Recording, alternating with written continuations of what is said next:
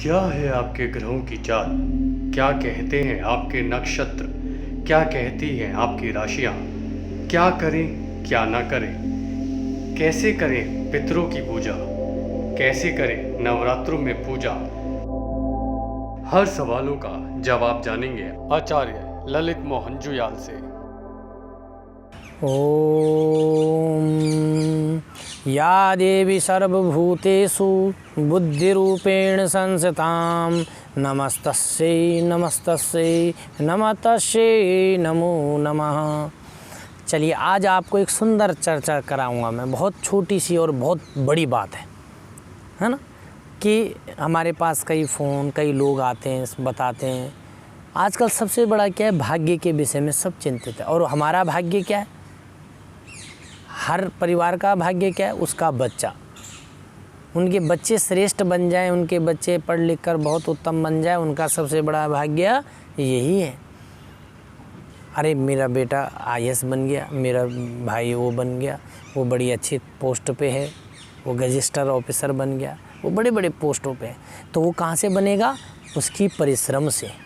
परिश्रम क्या है? आजकल के नए ज़माने के बच्चों ने परिश्रमता खो दी।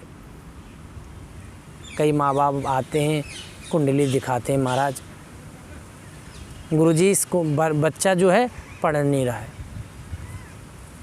इसका किसी चीज़ में एक मन नहीं होता, चलायमान हो गया। क्या कारण होगा? क्या परिस्थितियाँ हैं? क्या बात हुई हुई? माँ बाप कहते हैं हमने ट्यूशन भी लगा रखी है, हमने बच्चे को सारी सुविधा दे रखी हैं, परंतु फिर बच्चा फिर भी नहीं पढ़ पा रहा। तो भक्तों, उसके लिए उसकी कुंडली देखनी पड़ती है। उस कुंडली में क्या दोष है? सूर्य उच्च का है, बृहस्पति क्या फल दे रहा, तो वो क्या है ऐसे नहीं पता चल पाएगा। उसके लिए क्या है, कुंडली बनाई जाती है। कुंडली बनवाएं। पहले तो सब लोग अपने बच्चों की, अपने सब परिवार की कुंडली बनानी चाहिए। श्रेष्ठ ब्राह्मण से आप कुंडली बनवाएं। उस कुंडली के अंदर ग्रह बैठते हैं, 9 ग्रह होते हैं। उन 9 ग्रहों के विषय में जाने, कौन से स्थान में कौन सा ग्रह बैठता है, क्या काम करता है। महादशाएं हैं, अंतरदशाएं, प्रत्यंतर दशाएं, ये दशाएं क्या काम करती हैं। बच्चे के अंदर आलस्य आ रहा है, बुध के कारण आ रहा है, बृहस्पति के कारण आ रहा है, चंद्रमा के ऐसे भाव में कि वो चंचल हो रहा है। खान पान भी बहुत ज़रूरी है। बच्चे के खान पान से भी उसकी बुद्धि भ्रष्ट होती है। खान पान अवश्य है। किस प्रकार का खान पान होना चाहिए, क्या उसको भोजन करना चाहिए, क्या उसका नित्य नियम होना चाहिए। आजकल उल्टी शिक्षा है। आजकल बच्चे 12-12, 2-2 बजे तक पढ़ते हैं, जबकि शिक्षा का समय क्या है? ब्रह्म मुहूर्त जनार्दना। 4 बजे से ब्रह्म मुहूर्त शुरू हो जाता है। उस ब्रह्म मुहूर्त पर उठकर बच्चे को पढ़ाई लिखाई करनी चाहिए। हम टेक्नोलॉजी में आ गए, हम उस चीज़ को पढ़ाई कब करें? रात में करें। अरे कोई नहीं, रात में कोई नहीं होता है, हम रात में इस पढ़ाई को, तो रात्रि में नहीं। रात्रि का काम क्या है? सोने का, आराम करने का, शरीर को आराम देने का काम है। प्रातः बच्चे को उठाएं और उसको उठाकर पढ़ाई करनी चाहिए। कौन सी दिशा में बैठकर पढ़ाई करनी? देखिए कितनी सी चीज़ें, छोटी चीज़ें हैं, परंतु यह हमारे जीवन में सबसे श्रेष्ठकर चीज़ें हैं। बच्चे को स्नान कराएं, नहीं तो 5 स्नान महाज्ञानी कहते हैं ना। 5 स्नान, हाथ मुंह पैर धुलाए, बैठाया आसन पे। आजकल लोग कुर्सियों पर बैठकर पढ़े। आसन पर बैठकर पढ़ेगा तो उसका जो है शरीर, इस प्रकार को आसन कहते हैं, इस आसन पे बैठकर उसका ध्यान केंद्रित होगा, मस्तिष्क के द्वार खुलेंगे और उसको विद्या की प्राप्ति होगी। दूसरा क्या है? ग्रह, उसका जन्मदिन आता है, बालक का जन्मदिन आता है। जन्मदिन के दिन ग्रह पूजने चाहिए। ग्रह क्या होता है? जन्मदिन।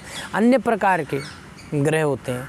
आज हमारे कौन सा? उसके लिए जन्मपत्री ले जाएं ब्राह्मण के पास और उसका वर्षफल बनवाएं। और वर्षफल बनवा कर क्या ग्रह हैं उसके अनुसार कर्म करना चाहिए, ताकि बच्चा के लिए माँ बापों को भी कर्म करने। किस प्रकार के उसको वस्त्र पहनने चाहिए, किस रंग के कपड़े उसके लिए श्रेष्ठ हैं, किस प्रकार का उसको रुमाल का इस्तेमाल करना चाहिए, कौन से पेन से उसको पढ़ाई करनी चाहिए, कौन सी दिशा उसके लिए श्रेष्ठ है पढ़ाने के लिए।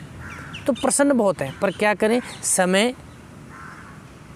की कमी के कारण मैं आपको इस चैनल के माध्यम से आपको जो भी बता रहा हूँ आपको अगर पूर्ण जानकारी चाहिए हो तो आप ये मेरे ईमेल आईडी नंबर है और मेरा फ़ोन नंबर है, आप जब चाहें मुझसे पूछ सकते हैं।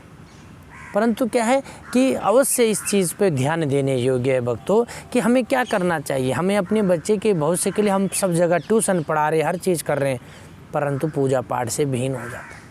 पूजा पाठ क्या है, उससे उसको थोड़ा सा मस्तिष्क सेट हो जाए, दिमाग में उसको यह भगवान के प्रति भी आस्था आएगी और भगवान उस कार्य को सिद्ध करने के लिए उसके साथ खड़े, मस्तिष्क में आएगा उसको, हाँ यार मुझे ये काम भी अवश्य है जीवन में। जिस प्रकार रोज़ स्नान जरूरी है, नाश्ता पानी जरूरी है, भोजन पानी जरूरी है, बाहर की चीज़ें खाना जरूरी है, उसी प्रकार पूजा पाठ भी जरूरी है।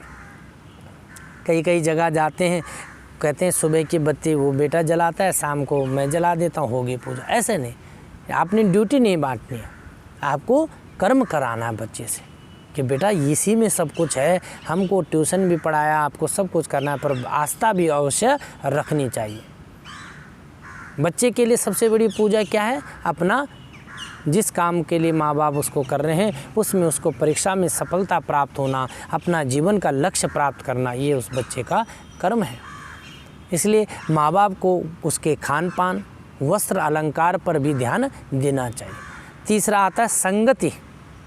वो कैसी संगति में उठता बैठता है, कैसे बच्चों के साथ उठना बैठना हो रहा है, उसको घर में आकर उसको समझाना चाहिए, उसको ज्ञान देना चाहिए कि कैसे बैठना है, कैसे उठना है, किसके साथ उठना बैठना है। उससे भी बुद्धि का प्रचलता होती है। मेरे पास तो 5 रुपये, मैंने तो कुछ वस्तु खरीद ली, अगले के पास 10 रुपये, वो तो इस संगति का भी बहुत जरूरत। पर ये सब देखने के लिए कुंडली चाहिए होती है, कुंडली के माध्यम से उसके उपाय होते हैं। मैं आगे भी आपको हर ग्रहों का उपाय बताता रहूँगा, हर ग्रह, सूर्य के लिए क्या करना, चंद्रमा के लिए क्या करना है, और आगे आपको इस चैनल के माध्यम से जो भी आपको पूछना हो, ये मेरा आईडी नंबर है, ईमेल नंबर है, मेरा फ़ोन नंबर है, आप इस पर संपर्क कर सकते हैं। जय श्री राम।